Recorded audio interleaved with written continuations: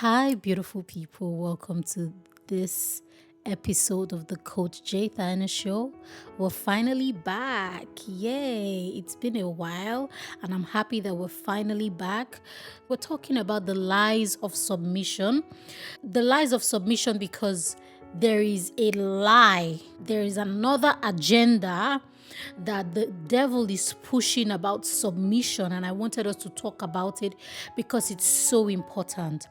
The enemy is lying to people that when you submit, it means that the person is in one way greater than you and mightier than you. That's a lie. When you are supposed to serve as a man, you are serving your wife and your children, and that's what submission means. Your wife is submitting to you so that you can serve her better. So let's not let people lie to us, especially feminists. Some people call themselves feminists, but they don't even realize that what they think feminism is not what it is.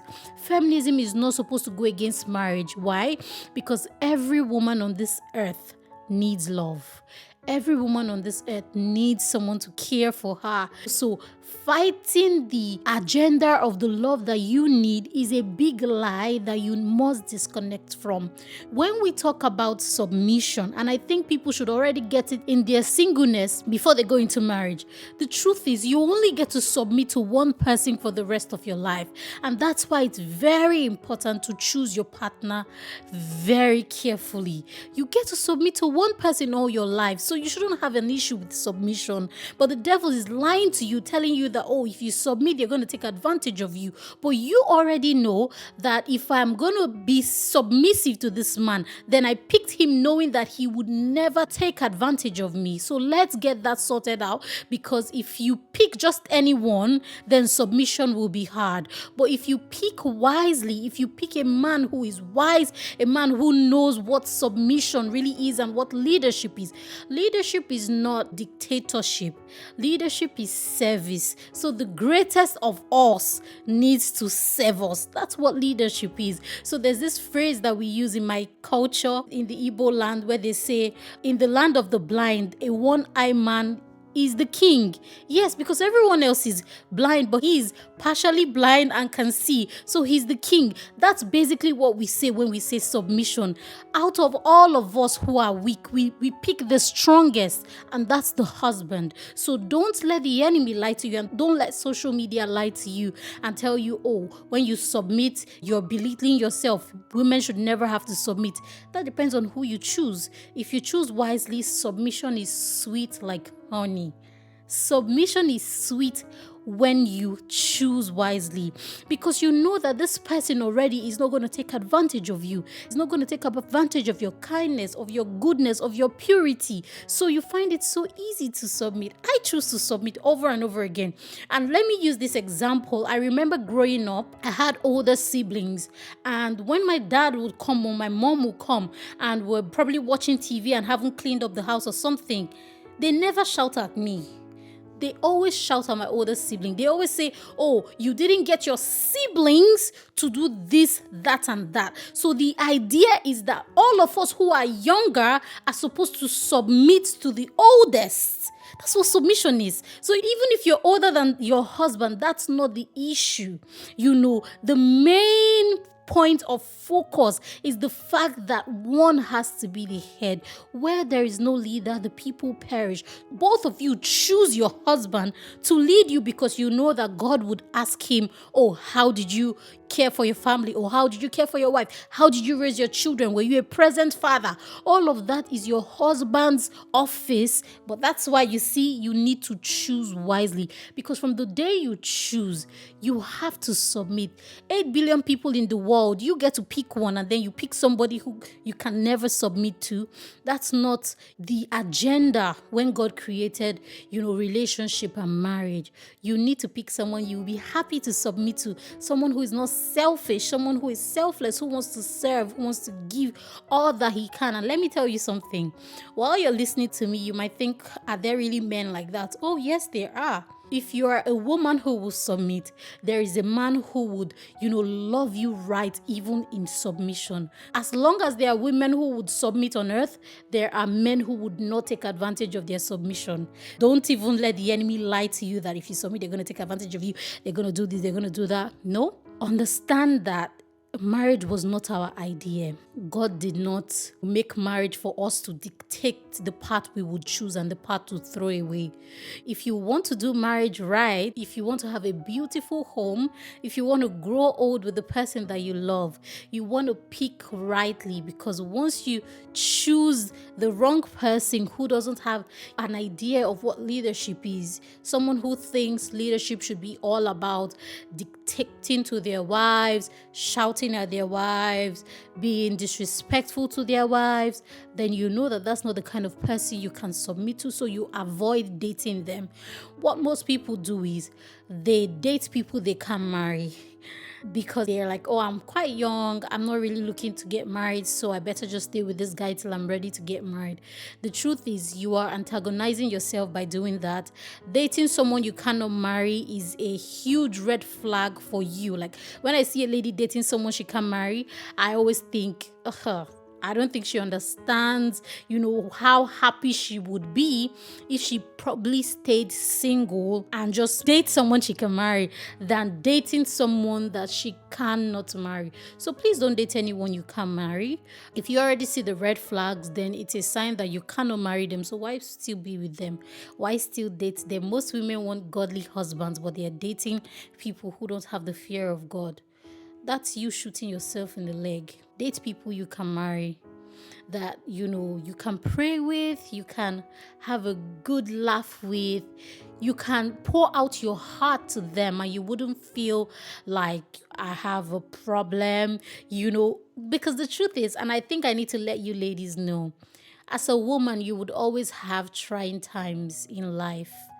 I remember sharing with you ladies how I went through a lot with my childbearing. After that, I had issues with my birth control option, but I never felt swallowed in that season because I chose rightly. The person I chose didn't ever make me feel like, oh, you are reacting, it's just your period, why are you acting up? You need someone to be there for you when times get hard. As a woman, times will get hard, but it won't swallow you because you married rightly. Some women have shared how they had cesarean section and their husbands were telling them, oh, are you the first to have cesarean? You are too lazy, that's why you couldn't push. Yes. Do you think they found out that he was that toxic in marriage? Most likely not. They married him and figured out that he wasn't, husband material. So just how people refer to some ladies as wife material, that's how some men are husband material.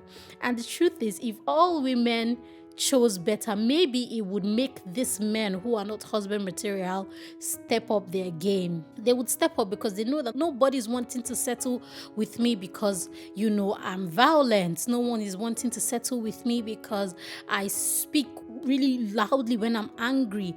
The truth is, if a man raises his voice at you when he's not happy, he would raise his hand at you when he's not happy in the marriage.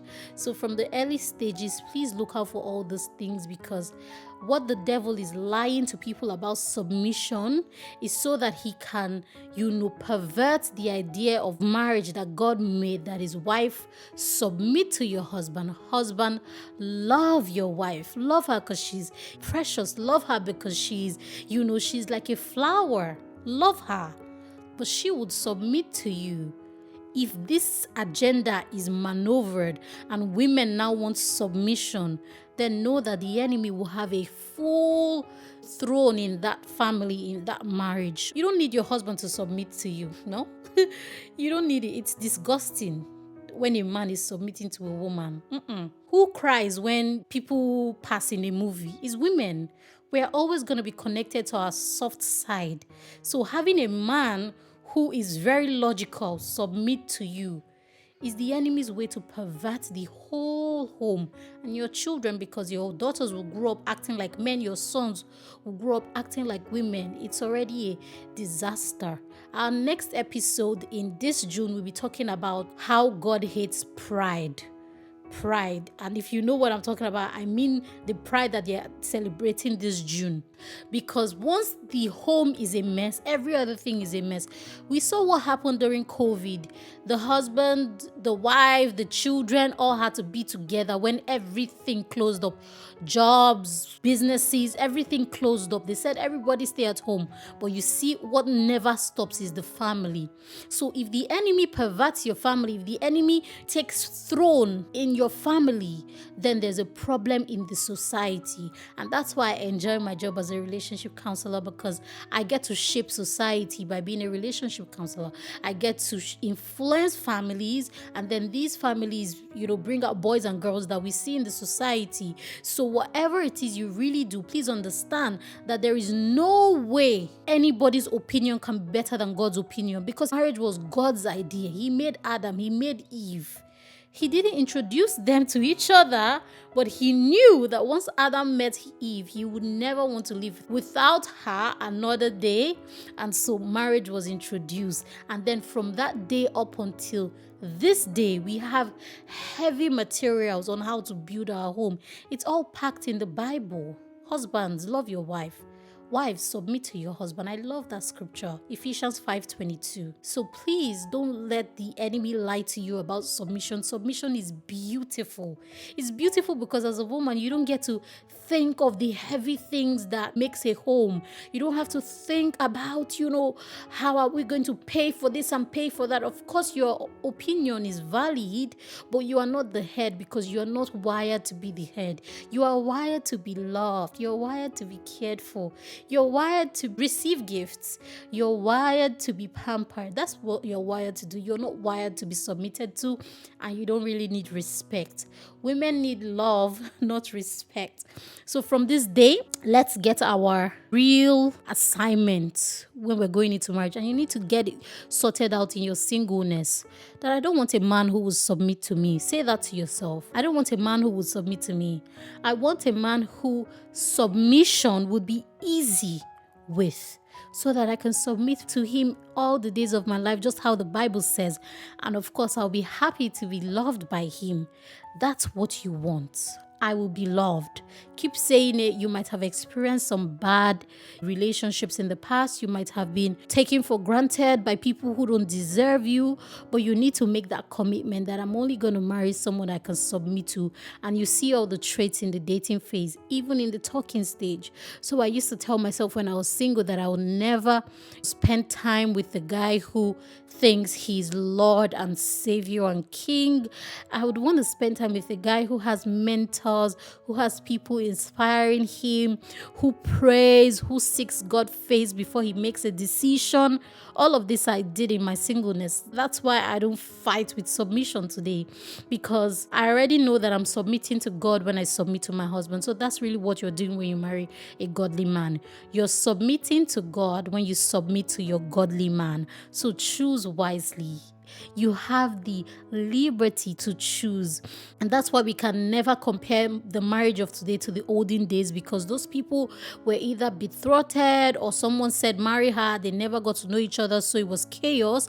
But you have, a lot of materials now. You have relationship coaching. So from the day he says he likes you, you are rooting for relationship coaching. You're telling him, oh, let's book these people, let's book those other people, because you know how important it is to have a healthy marriage, to have God at the center of your marriage. I don't applaud unbelievers when they're getting married, because I know that, it's perverted by the enemy. They would not function perfectly well if they don't have a full picture of what marriage should be. If you've never been loved by Christ, how can you give unconditional love?